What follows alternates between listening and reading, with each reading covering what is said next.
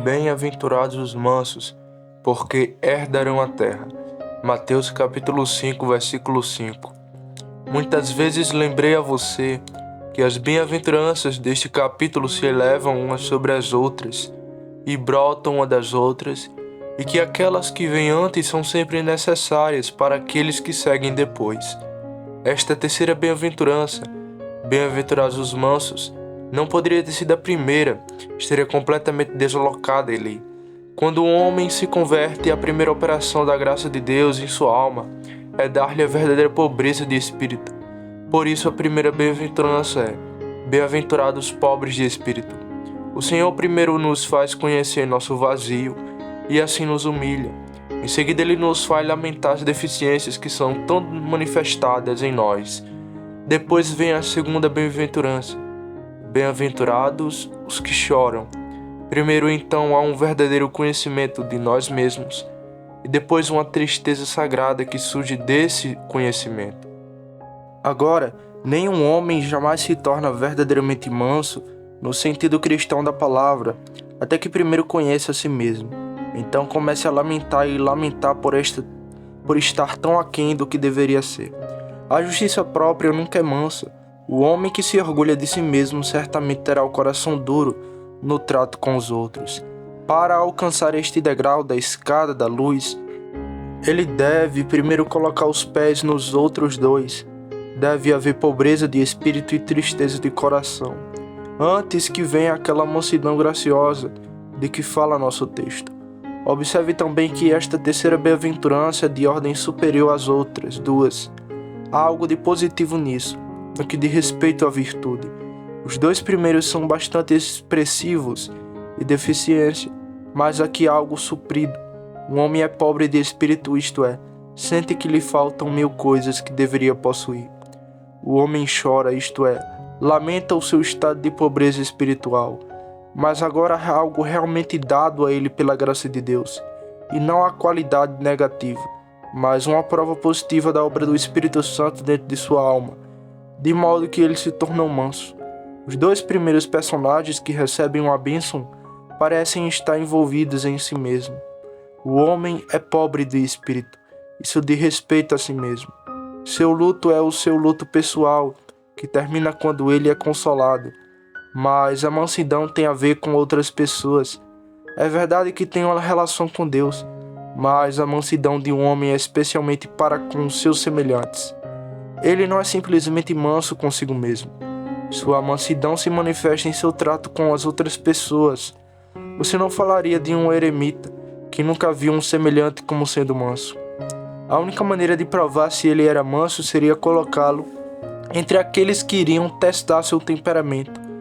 Portanto, esta mansidão é uma virtude maior e mais expansiva, operando numa esfera mais ampla do que as duas primeiras características que Cristo declarou abençoadas. É superior aos outros como deveria ser, pois surge deles. No entanto, ao mesmo tempo como há em todas as bem-aventuranças uma queda paralela à ascensão, o mesmo ocorre aqui. No primeiro caso, o homem era pobre, isso era baixo. No segundo caso, o homem estava de luto, isso também era baixo. Mas se guardasse o seu luto para si mesmo, ainda poderia parecer importante entre os seus semelhantes. Mas agora ele se tornou manso entre eles, e modesto e humilde no meio da sociedade, de modo que este é cada vez mais baixo. No entanto, ele está ascendendo com exaltação espiritual, embora esteja afundando em humilhação pessoal, e assim se tornou mais verdadeiramente gracioso. Agora, tendo falado da conexão desta bem-aventurança, faremos duas indagações com o objetivo de abri-la. Eles são estes: primeiro, quem são os mansos? Em segundo lugar, como e em que sentido se pode dizer que eles herdam a terra? Primeiro, então, quem são os mansos? Já disse que são aqueles que foram empobrecidos em espírito por Deus e que choraram diante de Deus e foram consolados. Mas aqui, aprendemos que eles também são mansos, isto é, humildes e gentis de mente diante de Deus e dos homens. Eles são mansos diante de Deus. E o bom velho Watson divide essa qualidade em 2 aspectos, a saber que eles são submissos à sua vontade e flexíveis à sua palavra. que estas duas qualidades tão expressivas possam ser encontradas em cada um de nós. Assim, os verdadeiramente mansos são antes de tudo submissos à vontade de Deus. O que quer que Deus queira, eles farão. Eles se parecem com aquele pastor da planície de Salisbury, a quem um bom Dr. Sterwose perguntou: "Que tipo de tempo teremos amanhã?" "Bem", respondeu o pastor, "teremos o tipo de clima que me agrada." O médico então perguntou: "O que você quer dizer?" O pastor respondeu: "O tempo que agrada a Deus sempre me agrada." "Pastor", disse o médico, "sua situação parece um tanto difícil." "Ah, não, senhor, acho que não, pois está repleto de misericórdia." "Mas você tem que trabalhar muito, não é?" "Sim", respondeu ele. "Há muito trabalho, mas isso é melhor do que ser preguiçoso." "Mas você tem que suportar muitas dificuldades, não é?" "Ah, sim, senhor", ele disse, "muitas dificuldades. Mas então não tenho tantas tentações como aquelas pessoas que vivem no meio das cidades. Tenho mais tempo para meditar no meu Deus. Portanto, estou perfeitamente satisfeito de que onde Deus me colocou é a melhor posição em que eu poderia estar." Com um espírito tão feliz e contente com esses, aqueles que são mansos não brigam com Deus. Eles não falam como algumas pessoas tolas fazem, de terem nascido num planeta errado, colocados em circunstâncias desconfortáveis ao seu desenvolvimento. E mesmo quando são feridos pela vara de Deus, eles não se rebelam contra ele e o chamam de mestre duro, mas ou ficam mudos pelo silêncio e não abrem a boca porque Deus fez isso, ou se falam é pedir graça para que a provação que estão enfrentando possam ser santificada para eles, ou eles possam até mesmo subir tão alto na graça a ponto de se gloriarem nas enfermidades, para que o poder de Cristo possa repousar sobre eles. Os orgulhosos podem, se quiserem, acusar seu Criador, e a coisa formada pode dizer: "Aquele a quem formou, por que me fizeste assim?" Mas estes homens de graça não farão isso. É o suficiente para eles se Deus quiser alguma coisa, se Ele quiser que assim seja. No trono de Salomão ou no monturo de Jó, eles desejam ser igualmente felizes onde quer que o Senhor os coloque, ou como Ele pode lidar com eles. Eles também são flexíveis à palavra de Deus. Se forem realmente mansos, estarão sempre dispostos a se curvar. Eles não imaginam que deveriam ser a verdade e depois recorrem à Bíblia em busca de textos que provem o que acham que deveria estar lá.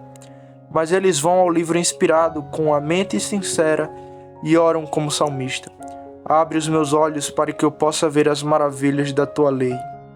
E quando, ao pesquisar as Escrituras, encontram mistérios profundos que não podem compreender, acreditam onde não conseguem compreender e onde às vezes diferentes partes das Escrituras parecem entrar em conflito umas com as outras. Deixam a explicação para o grande intérprete, o único que pode. Deixe tudo claro. Quando se deparam com doutrinas que são contrárias às suas próprias noções e difíceis de serem recebidas pela carne e pelo sangue, eles se rendem ao Espírito Divino e oram: "O que não sabemos, ensina-nos tu." Quando os mansos de espírito encontram na palavra de Deus algum preceito, procuram obedecê-lo imediatamente. Eles não criticam nem perguntam se pode evitá-lo, nem levantam a tal repetida questão: "É essencial para a salvação?" Eles não são tão egoístas a ponto de não fazerem nada, exceto se a salvação dependesse disso. Eles amam tanto o seu Deus que desejam obedecer até mesmo ao menor comando que Ele dá, simplesmente por amor a Ele. Os mansos de espírito são como as placas sensíveis de um fotógrafo, e à medida que a palavra de Deus passa diante deles, desejam ter a sua imagem impressa em seus corações. Seus corações são as tábuas de carne nas quais a mente de Deus está registrada. Deus é o escritor e elas se tornam epístolas vivas, escritas não com tinta, mas com o dedo do Deus vivo. Assim eles são mansos para com Deus, mas a mansidão é a qualidade que também se relaciona em grande parte com os homens. E penso que significa, em primeiro lugar, que o homem é humilde. Ele se comporta entre seus semelhantes, não como um César, que, como diz Shakespeare, caminha no mundo estreito com um consolo, sobre cujas pernas enormes homens comuns podem andar e espiar para encontrar sepulturas desonrosas. Mas ele sabe que é apenas um homem e que o melhor dos homens é apenas o melhor dos homens. E ele nem mesmo afirma ser um dos melhores homens. Ele sabe que é menos que o menor de todos os santos, e em alguns aspectos, o principal dos pecadores. Portanto, ele não espera ter o primeiro lugar na sinagoga, nem o lugar mais alto na festa. Ele ficará bastante satisfeito se puder passar entre seus semelhantes, como um exemplo notável do poder da graça de Deus, e ser reconhecido por eles como alguém que é um grande devedor à benignidade do Senhor. Ele não se apresenta como um ser muito superior. Se ele é de origem nobre, ele não se vangloria disso.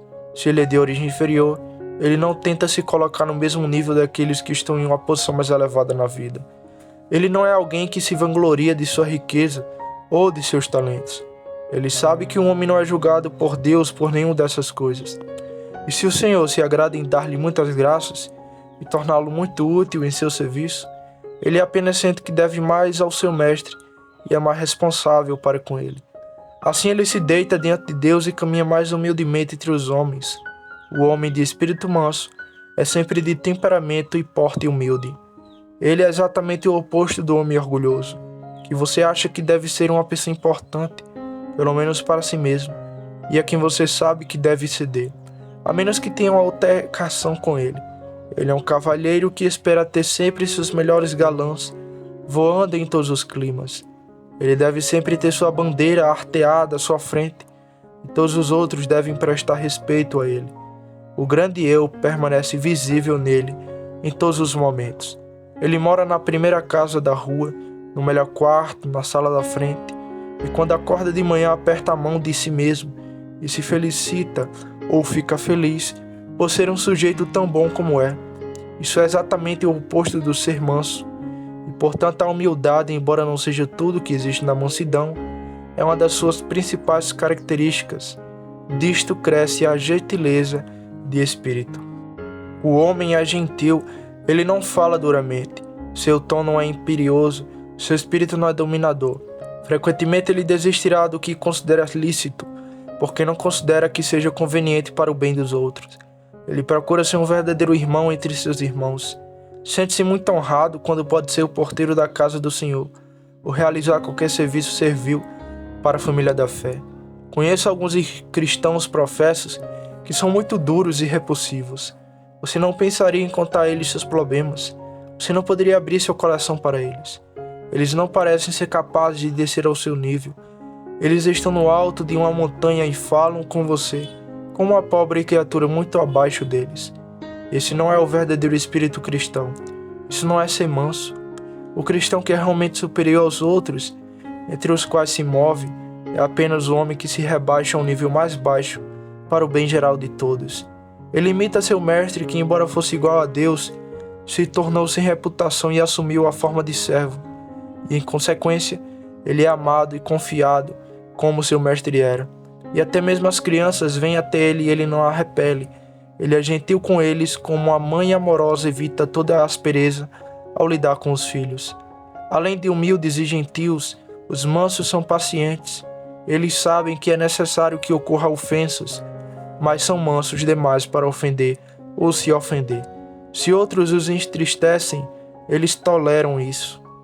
Eles não perdoam apenas 7 vezes, mas 70 vezes 7. Na verdade, muitas vezes eles não sentem como se tivesse sido feito algo que precisasse de perdão, pois não consideraram isso uma afronta. Eles consideram que foi cometido um erro, por isso não ficam zangados com isso. Ele pode ficar com raiva por um momento. Ele não seria um homem se não estivesse. Mas existe algo como estar irado e ainda assim não pecar. E o homem manso volta sua raiva totalmente para o mal e para longe da pessoa que fez o mal.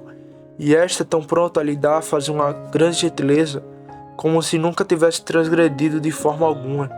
Se houver alguém aqui com o espírito irado, por favor, leve para casa essas observações e tente consertar esse assunto, pois um cristão deve vencer um temperamento irado.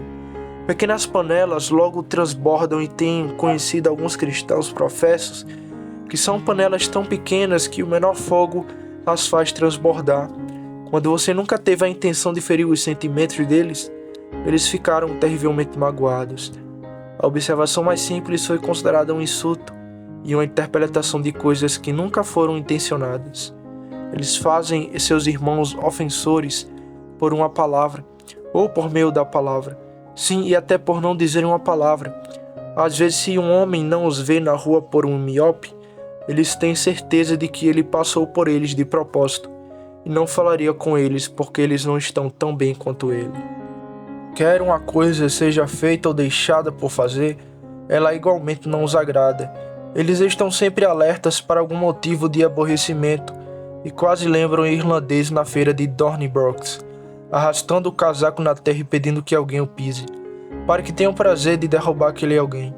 Quando ouço falar de alguém assim perdendo a paciência, sempre rezo para que ele não a encontre novamente, pois é melhor perder a paciência. O homem de espírito manso pode ser naturalmente muito ardente e impetuoso, mas recebeu a graça de manter seu temperamento sob controle. Ele não diz, essa é a minha constituição e não posso evitar, como tantos fazem. Deus nunca nos desculpará por causa da nossa constituição. A sua graça nos é dada para curar as nossas constituições malignas e para matar as nossas corrupções.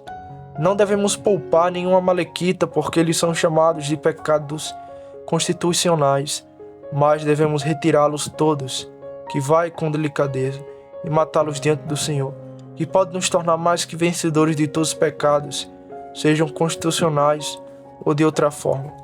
Mas como este é um mundo perverso e há homens que nos perseguirão, e outros que tentarão roubar-nos em nosso direito e causar-nos danos graves, o homem manso vai além de apenas suportar o que tem de ser suportado, pois ele perdoa gratuitamente o dano que lhe foi causado. É um mau sinal quando alguém se recusa a perdoar o outro.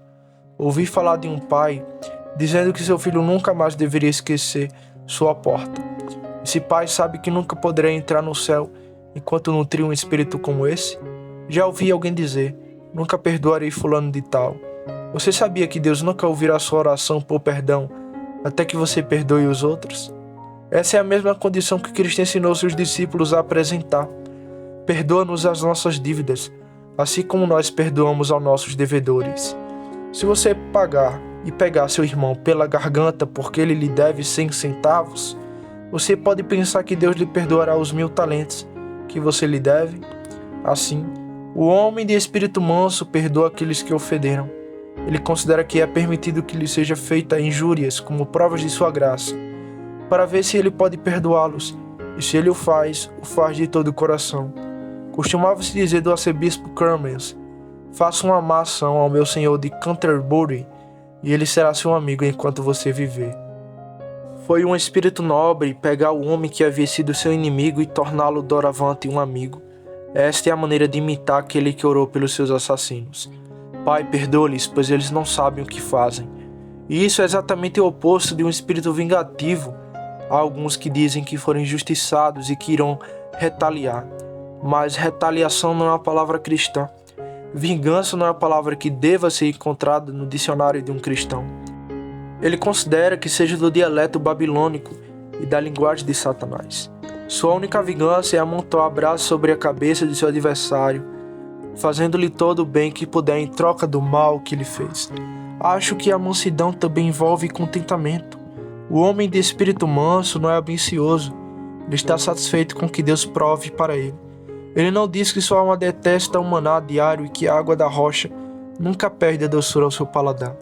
Seu lema é, a providência de Deus é minha herança.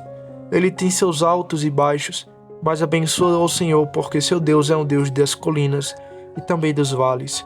E se ele pode ter a face de Deus brilhando sobre ele, ele pouco se importa se serão colinas ou vales sobre os quais ele anda. Ele está satisfeito com o que tem e diz, bastante é tão bom quanto um banquete. Aconteça o que acontecer com ele, visto que seus tempos estão nas mãos de Deus, está bem para ele no melhor e mais enfático sentido. O homem manso não é nenhum Napoleão que percorrerá o sangue humano para alcançar um trono e fechar os portões da misericórdia para a humanidade. O homem manso não é avarento, acumulando com a ganância devoradora tudo que vem à sua mão, e acrescentando casa a casa e campo a campo enquanto viver. O homem manso tem o desejo louvável de fazer uso dos talentos que Deus lhe deu e de encontrar para si uma posição na qual possa fazer mais bem aos seus semelhantes. Mas ele não está inquieto, ansioso, irritado, angustiado, ganancioso. Ele está contente e agradecido. Junte essas 5 qualidades e você terá o homem verdadeiramente manso, humilde, gentil, paciente, misericordioso, contente. Exatamente o oposto do homem que é orgulhoso, severo, raivoso, vingativo e ambicioso. É somente a graça de Deus, conforme opera em nós pelo Espírito Santo, que pode nos tornar assim mansos.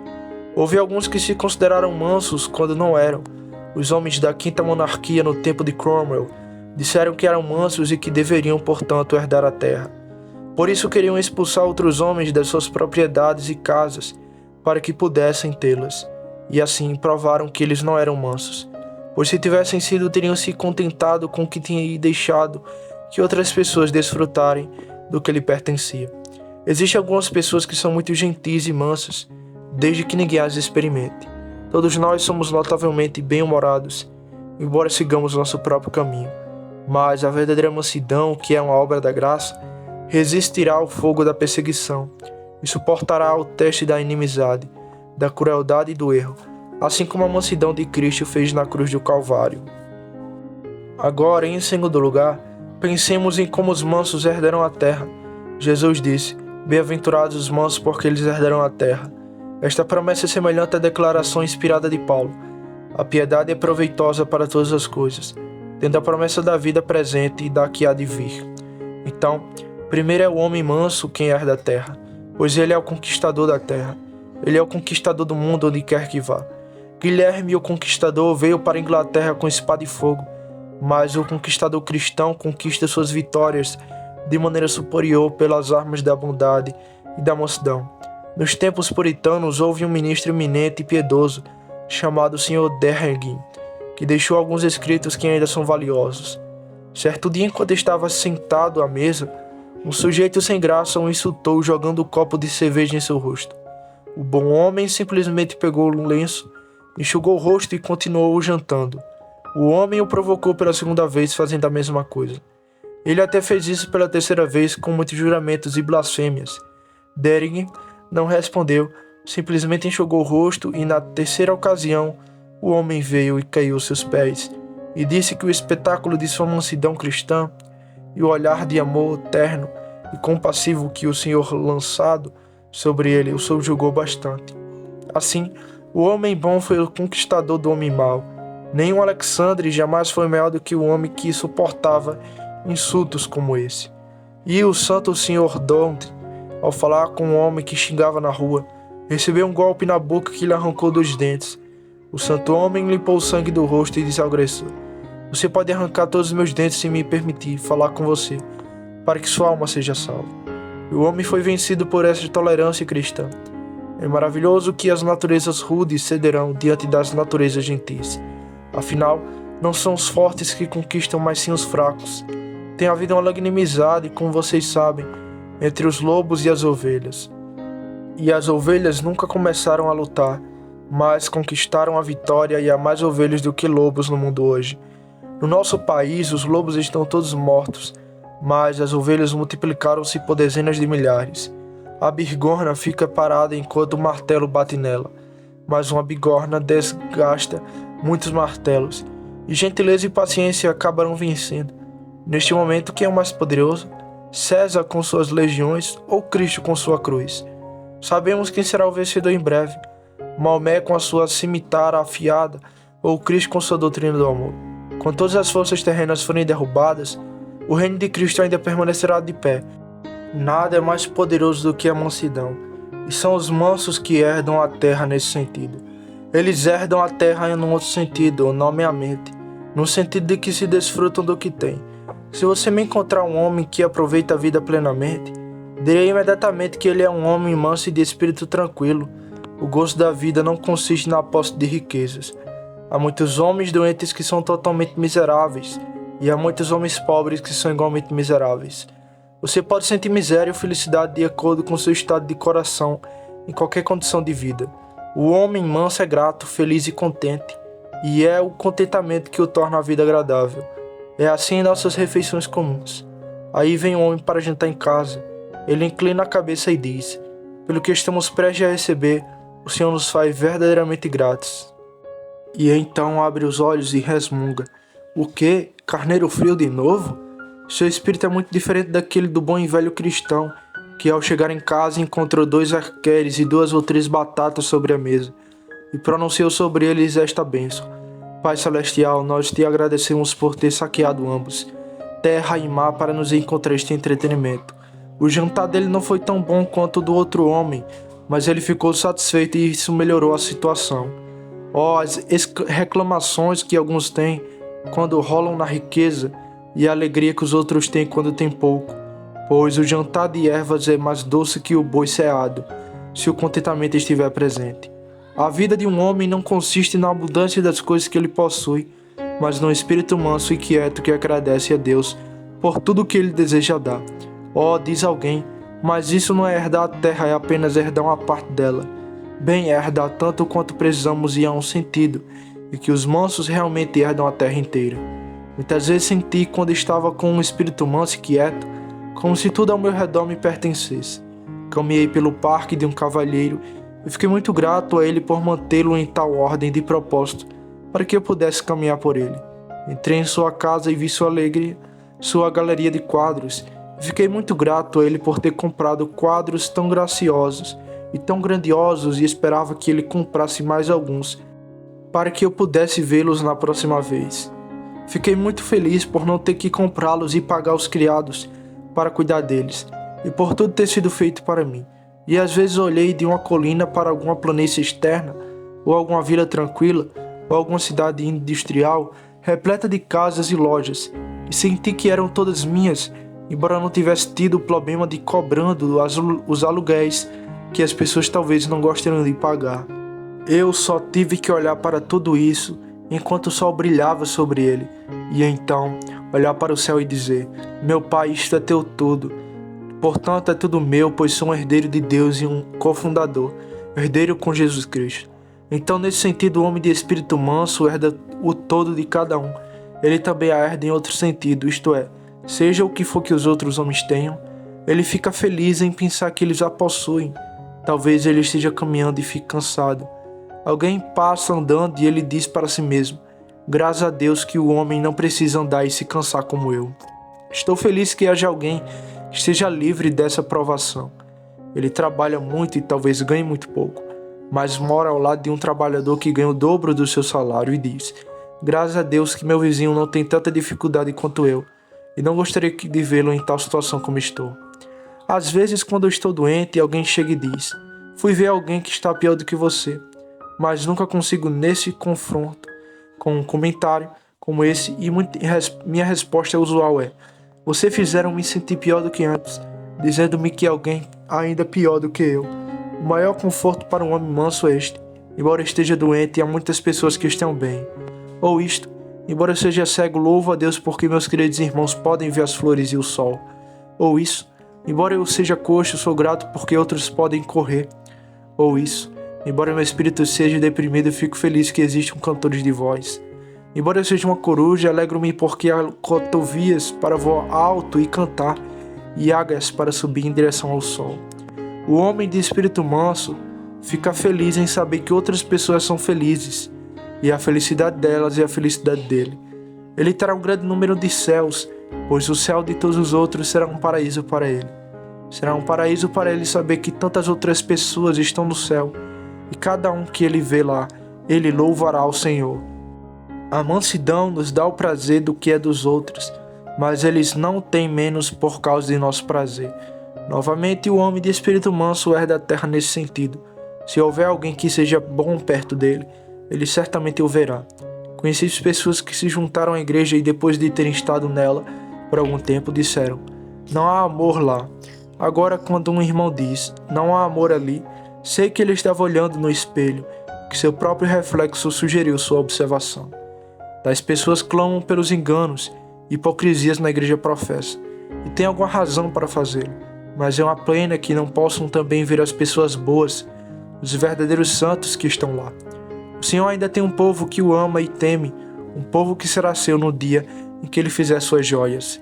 E é uma pena que não consigamos ver o que Deus tanto admira. Se formos mansos, veremos mais facilmente as excelências de outras pessoas.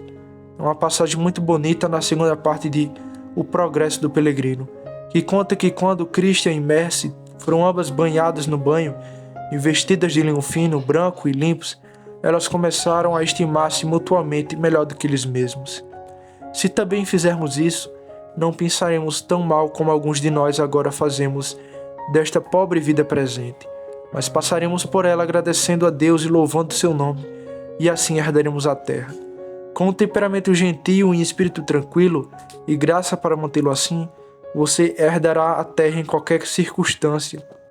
Se surgirem problemas, você se curvará diante deles como um salgueiro se curva ao vento, e assim escapa dos ferimentos que caem sobre árvores mais robustas. Se surgirem pequenos aborrecimentos, você não se deixará aborrecer por eles, mas dirá: com um pouco de paciência todos eles passarão. Acho que nunca admirei mais o arcebispo Langton do que quando li um certo incidente que está registrado em sua vida. Ele morava em uma pequena casa na Escócia e tinha apenas um criado ao seu lado na casa. João, o criador, era muito esquecido e certa manhã, quando se levantou diante de seu patrão, pensou que gostaria de passar um dia pescando. Então saiu e trancou seu patrão. Ele pescou até a tarde da noite, esqueceu tudo sobre seu mestre.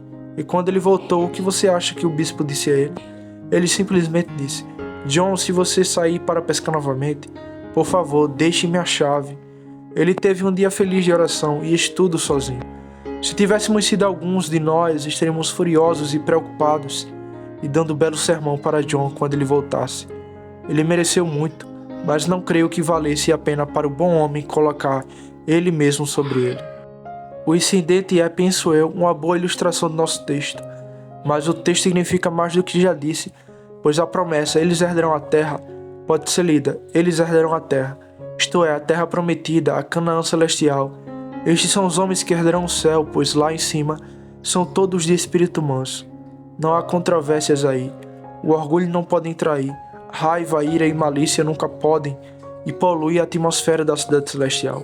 Ali todos se curvam diante do Rei dos Reis, e todos se regozijam na comunhão com Ele e uns com os outros. Ah, amados, se quisermos entrar no céu, devemos abandonar a ambição, o descontentamento, a ira, o egoísmo. Que a graça de Deus nos purifique de tudo isso, pois enquanto algum deste fermento maligno estiver em nossa alma, onde Deus está não podemos ir. E então, queridos amigos, o texto significa ainda mais do que isso: herdaremos esta terra aos poucos. Davi escreveu: os mansos herdarão a terra, eles se deleitarão na abundância da paz. Depois que esta terra tiver sido purificada pelo fogo, depois que Deus tiver reduzido as obras dos homens a cinzas, e todo vestígio de humanidade corrupta tiver sido destruído pelo calor ardente, então esta terra será restaurada, e os anjos descerão com novos cânticos para cantar. A nova Jerusalém descerá do céu, da parte de Deus em toda a sua glória. E então nesta terra onde antes houve guerra, o clarim não tocará mais, não haverá mais espada nem lança. Os homens não aprenderão mais as artes da guerra. Os mansos então possuirão a terra, e todas as colinas e vales se alegrarão, e todas as planícies frutíferas ressoam com gritos de alegria, paz e alegria durante todo o longo dia milenar. Que o Senhor envie que todos nós estejamos entre os mansos que possuirão o novo Éden, cujas flores nunca murcharão, e onde nenhum rastro de serpente jamais será visto. Mas esta deve ser a obra da graça. Devemos nascer de novo, caso contrário, nossos espíritos orgulhosos nunca serão mansos. E se nascermos de novo, que seja a nossa alegria enquanto vivermos, mostrar que somos seguidores do manso e humilde Jesus, com cujas graciosas palavras encerro meu discurso. Vinde a mim todos vós, que trabalham e estão sobrecarregados, eu lhe darei descanso. Tome sobre vós o meu jugo, e aprenda de mim, pois sou manso e humilde de coração, e encontrarei descanso para vossas almas. Pois o meu jugo é suave, e o meu fardo é leve. Que assim seja pelo amor de Jesus Cristo. Amém.